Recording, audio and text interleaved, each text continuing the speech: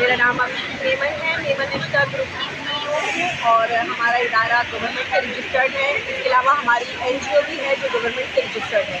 आज इस इवेंट पे आए और यहाँ पर हमने 50% ऑफ जो है हमने ऑफ़र की है कि अगर कोई रजिस्ट्रेशन करवाता है तो उसकी रजिस्ट्रेशन पे 50% ऑफ है। और हमारे इदारे में सिर्फ मेमन ही नहीं, all kind of proposal available है, नेशनल और इंटरनेशनल। तो जो आज की दिन में हमसे रब्ता कर लेता है तो हम उसको रजिस्ट्रेशन पे 50% ऑफ ऑफ़र करते हैं।